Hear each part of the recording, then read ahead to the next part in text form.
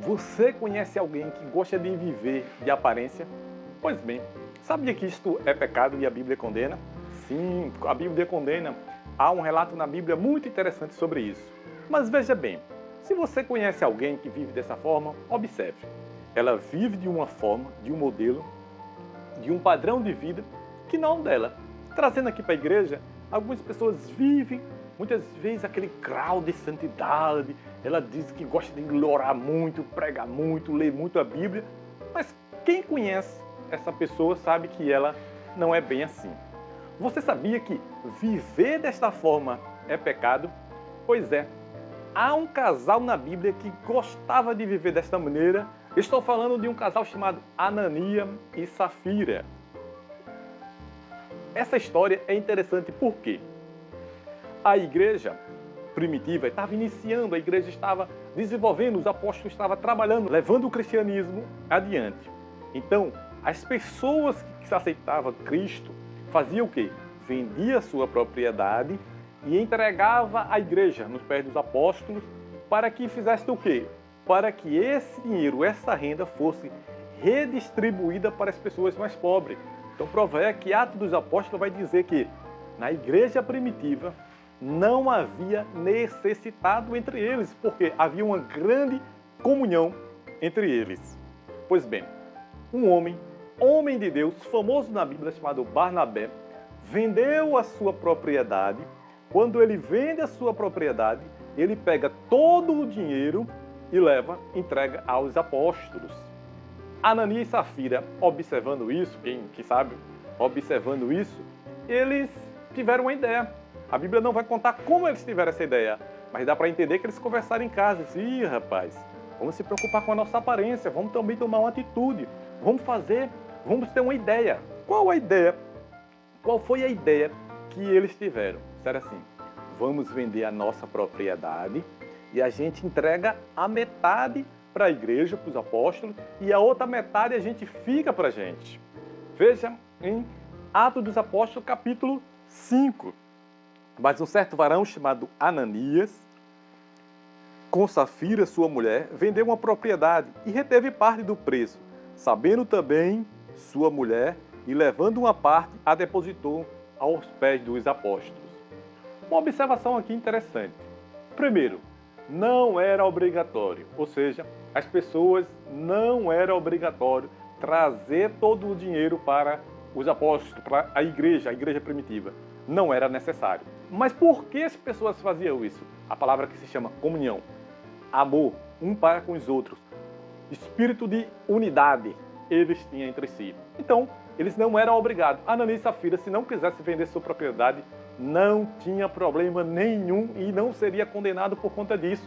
Ah, não vendi minha propriedade, não trouxe para a igreja, estou condenado. Não, a Bíblia não fala isso. Então, ou seja, eles não estavam obrigados a fazerem isso. E a pergunta é, por que fizeram? Preocupado com a aparência. Versículo 3. Olha o que o apóstolo Pedro vai dizer agora a Ananias. Disse-lhe então Pedro, Ananias,